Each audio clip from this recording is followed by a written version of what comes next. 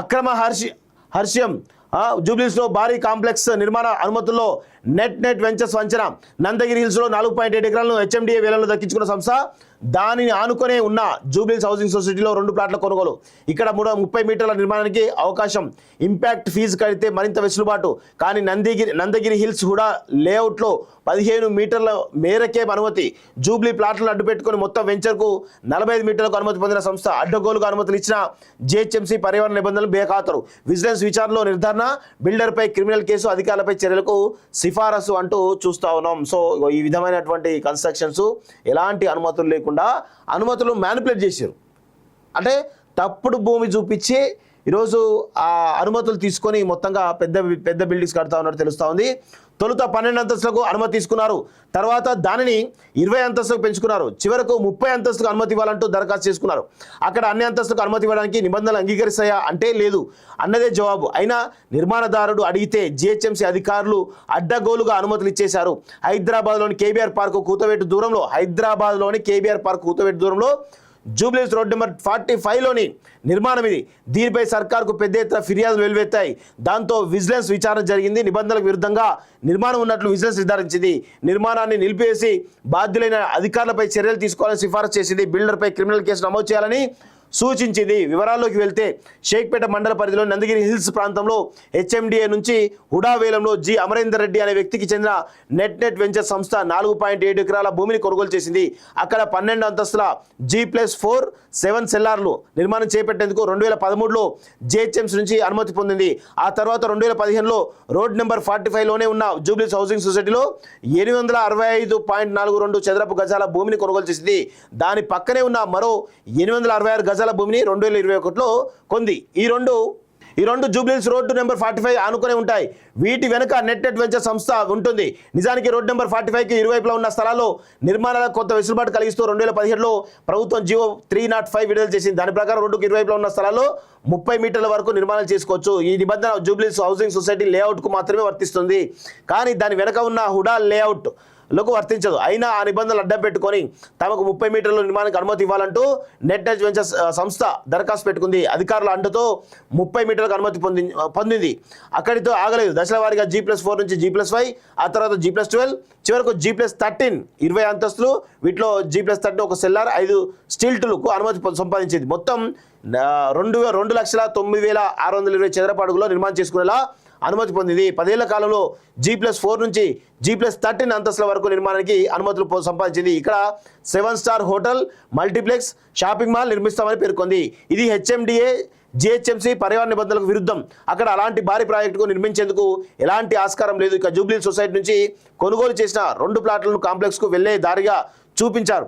Society bylaws ప్రకారం ఆయా ప్లాట్లు నిర్మాణాలు చేయాలి, కానీ ఇతరత్ర అవసరాలకు మార్చే వీల్లేదు. ఒకవేళ ఏమైనా మార్పులు చేయాలనుకుంటే సొసైటీ అనుమతి పొందాలి. కానీ సదరు సంస్థ అలాంటి అనుమతి ఏది పొందలేదు. ఈ వెంచర్లో 3 టవర్లు నిర్మిస్తున్నట్లు విజిలెన్స్ అధికారులు గుర్తించారు. ఇక్కడ residential complex, hotels, multiplex, shopping mall నిర్మించడానికి అనుమతి తీసుకుంటూ తమ నివేదికలో పేర్కొన్నారు. ఈ కాంప్లెక్స్ ఏకంగా 6,000 కార్లు, 2,000 ద్విచక్ర వాహనాలకు పార్కింగ్ సదుపాయం ఉన్నట్లు గుర్తించారు.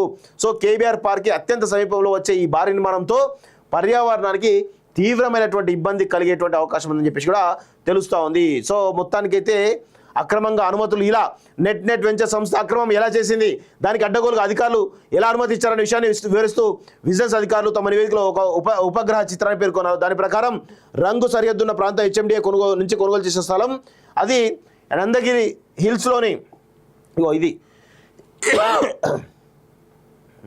ఇదంతా నందగిరి హిల్స్. దాని ప్రకారం ఎరుపు రంగు సరిహద్దున్న ప్రాంతం హెచ్ఎండిఏ నుంచి కొనుగోలు చేసే స్థలం ఇది. నందగిరి రెసిడెన్షియల్ లేఅవుట్లో ఉంది.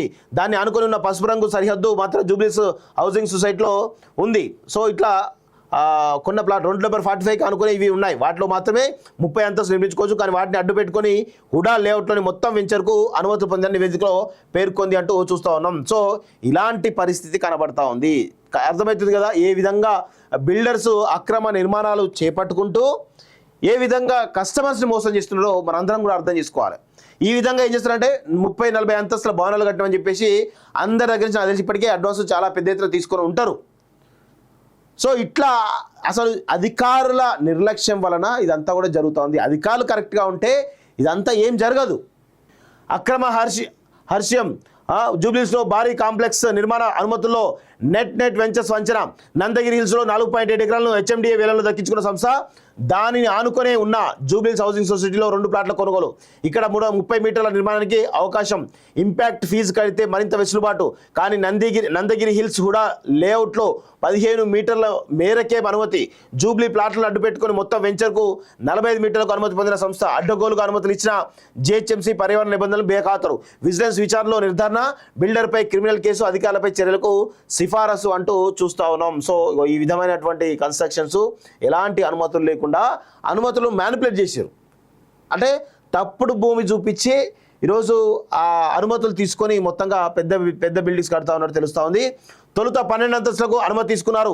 తర్వాత దానిని 20 అంతస్తులకు పెంచుకున్నారు. చివరకు 30 అంతస్తులకు అనుమతి ఇవ్వాలంటూ దరఖాస్తు చేసుకున్నారు. అక్కడ అన్ని అంతస్తులకు అనుమతి ఇవ్వడానికి నిబంధనలు అంగీకరిస్తాయా అంటే లేదు అన్నదే జవాబు. అయినా నిర్మాణదారుడు అడిగితే జిహెచ్ఎంసీ అధికారులు అడ్డగోలుగా అనుమతులు ఇచ్చేశారు. హైదరాబాద్లోని కేబీఆర్ పార్కు కూతవేటు దూరంలో జూబ్లీస్ రోడ్ నెంబర్ 45లోని నిర్మాణం ఇది. దీనిపై సర్కార్కు పెద్ద ఎత్తున ఫిర్యాదులు వెలువెత్తాయి.